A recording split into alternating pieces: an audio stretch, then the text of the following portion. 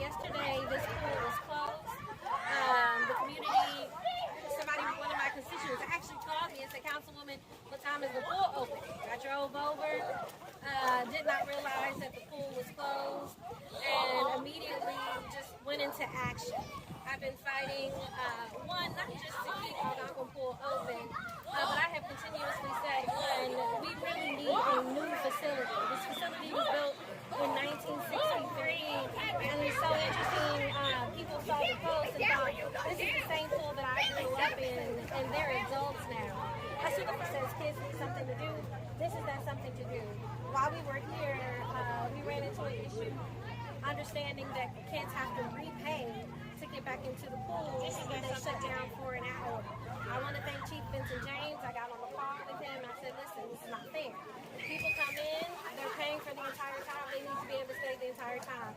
So I want to make it known that if you come to Algonquin, you let them know you're not paying to get in the second time, have them put your name on the list, we'll take care of it. Council District 3 discretionary funds if we have to. We shouldn't have to, but if we have to, that's what we're going to do. Because you shouldn't have to pay twice to get inside of a pool when you pay the first time. So these are some of the issues that we're dealing with. We did find out that you can get a swim pass for a family of four. It's about $75. We're double checking that price. But the only place to access that pass currently is at Mary T. And so there was a good question asked as to if the point of the pool is to make them community accessible, why do you have to go all the way out to Mary T to get a pass? So we're working to see if we can get those amenities that are at. So if you all want to take a chance, hopefully we can look around. You all can look at some of the old bones of AP. If you, it needs a little upwork here. So I mean, we have some work to do. This is why you all will hear me encouraging the community to get involved. If you want a new facility down here, these are the bones from '63. And so these are the things that we're working to fix and upgrade. Even if you go down at the other end of the pool, I mean, we have the 60 bones in here. This used to be one of the main pools. It's not the only pool for African Americans in this city, and it has remained unchanged. So oftentimes when we hear the Parks Department or different groups talk about deferred maintenance, that is aligned with what it takes to put water in the pool. But it's no alignment, and it does not tell the story of what it takes to keep the pool updated. So when we hear the Parks Department talked about deferred maintenance, that's literally just putting water in the pool. That's not the aquatics program that you all saw on Saturday. That's being paid for separately. That's private funds and council funds. That's not the swim lessons you all saw Saturday. That's private funds and council funds. So we have to find a way in order to increase the programming here.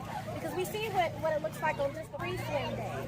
But we saw what it looked like when we had programming. We were at capacity on Saturday before the programming even started to have 13 votes passes the budget. And most of the time, like I was saying, the funding is based on just getting the pool open. So because Algonquin is so old, we spend an inordinate amount of money just getting the pool open. So in the beginning, if you all look down the other end, you see that old pipe spigot. It's probably been there since the 60s too. And so that being said, the pool room here at Algonquin was rendered unsound by engineers. So it took a lot of time and money just to get the pool room secured, just so that we could open the pool. Also, the filters down there have been old and aged out. So if you spend $500,000, $250,000 just putting water in the pool, per the budget, what we start calling is we're throwing away good money. And so the question is, at what point do we make an investment in this facility? That's one. And two, how do you monetize it? So if you charge something like $5 for swim lessons and Zumba, you're here for 4 hours, you got 100 people. That's the way that you monetize this pool. The other thing is, if you look at the other community pools, this is the only one out of the other three that have this footprint, that are this size. The closest other one that we have is Wyandotte. There's another difference here at the pool. You see that young lady laying down there on the concrete? If you notice, if you go to the other pools, there are seats, there are bench seats, there are benches. We don't have any here. No chairs. No chairs. bring chairs? Are you allowed to bring them in? You can bring them in, but the other facilities have them already available. These are the things that we're fighting to rectify. And considering a lot of people walk here, that means they have to carry all their stuff. Correct. William Cole called me from Adult Swim and said, hey, Councilwoman, we can't teach some of our handicapped folks. We had to turn them away because the lift isn't here at Algonquin. Right. So they did bring it here for this Saturday, and they left it here, so I'm appreciative for that. So these are the things that we're trying to do. Yeah, you're exactly right. There's no shade. There's no seating. You look at our bathrooms. So again, if we're competing against other pools, even for census, if you're coming to this pool, most likely it's an access issue. You're coming here because there's no other pool for you to go to. And you have to walk to get here or ride your bike to get here. So when you guys see people coming, they're usually coming across the field or coming from the back. So you don't see a lot of pedestrians. I mean, if you look at the parking lot right now, it's fairly empty.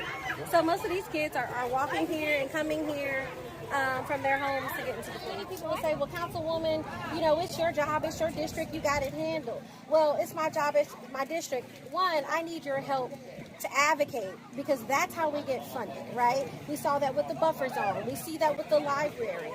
We need to mobilize around pools and aquatics in this city.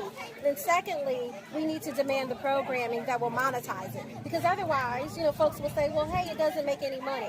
Well, it does make money if you learn how to monetize it.